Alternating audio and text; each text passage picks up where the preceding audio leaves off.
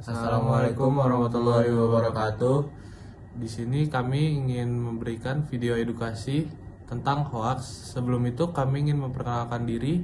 Nama saya Christian Satiba Pasaribu dengan NIM 125190093 dari Prodi Teknik Industri TPB 52. Dan saya Razik Nabil Hadi dengan NIM 125190113 dari Prodi Teknik Industri kelas TPB 52. Dan di sini kami ingin memberi penjelasan tentang apa itu hoax, dampak-dampak hoax, ciri-ciri hoax, dan cara mengatasinya. Halo, saya di sini dengan Razik Nabil Hadi akan menjelaskan apa itu hoax, dampak hoax, dan jenis-jenis hoax. Yang pertama, apa itu hoax? Hoax adalah informasi palsu atau menyesatkan yang sengaja dibuat untuk tujuan tertentu. Hoax bisa berupa teks, gambar, bahkan video yang sudah dimanipulasi. Apalagi di era sekarang ini yang banyak AI-nya. Terus, mengapa hoax itu dibuat? Ada beberapa alasan. Yang pertama, mencari sensasi atau perhatian. Yang kedua, mengadu domba masyarakat. Ketiga, mencari keuntungan ekonomi. Yang keempat, kepentingan politik. Jadi, hoax tidak lahir begitu saja. Ada motif di baliknya dan nampaknya bisa serius. Yang kedua, dampak hoax. Apa yang terjadi jika hoax dibiarkan beredar? Bagi individu, bisa menyebabkan stres, panik, atau salah pengobatan. Contohnya, banyak orang dulu percaya minum cairan tertentu bisa mencegah penyakit, padahal berbahaya. Yang kedua, bagi masyarakat, hoax bisa memicu perpecahan. Isu SARA sering dimanfaatkan untuk membuat orang saling curiga. Yang ketiga, bagi negara, hoax bisa merusak stabilitas politik dan kepercayaan terhadap pemerintah. Ingat, satu informasi palsu bisa berdampak besar, apalagi jika menyangkut kesehatan atau keamanan. Yang ketiga, jenis-jenis hoax. Hoax hadir dalam berbagai bentuk, antara lain hoax kesehatan, misalnya obat ajaib yang menyembuhkan semua penyakit. Yang kedua, hoax politik, fitnah terhadap tokoh partai atau partai tertentu. Misalnya, pada saat demo-demo kemarin, banyak pejabat yang difitnah atas hoaxnya. Yang ketiga, hoax bencana, berita palsu tentang gempa, banjir, atau tsunami yang menimbulkan kepanikan.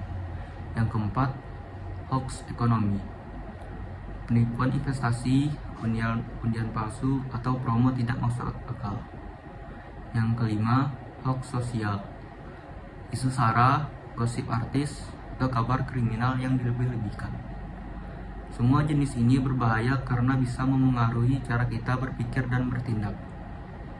Selanjutnya akan dijelaskan oleh teman saya, itu Sahat. Para Sahat, dipersilakan. Di sini saya Christian Satiba Pasaribu akan menjelaskan apa itu ciri-ciri hoax, contoh kasus hoax, dan cara melawan hoax. Dan yang pertama, ciri-ciri hoax. Kita perlu mengenali hoax lebih dalam.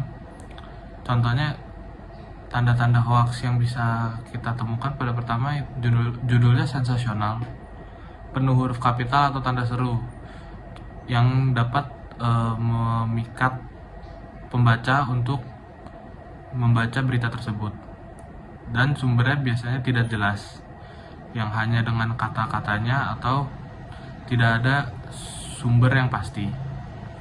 Bahasanya provokatif yang membuat pembaca tuh marah atau takut, dan juga mereka tidak ada data atau bukti valid yang bisa kita lihat. Foto sering hasil edit atau diambil dari peristiwa lain, dan juga biasanya ada permintaan seperti sebarkan sekarang juga. Kalau kalian menemukan pesan-pesan yang mempunyai ciri-ciri tersebut, patut kalian curigai.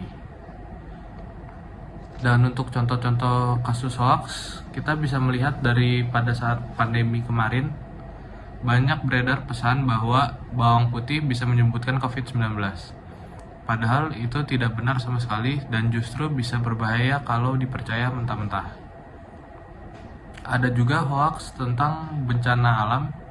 Contohnya sebuah video letusan gunung yang sudah lama di luar negeri dipakai lagi seolah-olah baru terjadi di Indonesia dan dapat membuat warga atau masyarakat panik tanpa alasan. Kasus-kasus ini membuktikan bahwa hoax ini bisa sangat merugikan jika kita tidak hati-hati. Cara untuk melawan hoax, yang pertama, kita bisa melihat dari kebenaran informasi tersebut di situs pengecek fakta seperti turnbackhoax.id. Yang kedua, kita bisa bandingkan dengan media resmi. Apakah media terpercaya juga memberitakan hal yang sama atau tidak? Jika tidak, masih patut dicurigai. Dan yang ketiga, periksa detail kecil seperti tanggal, foto, dan nama narasumber.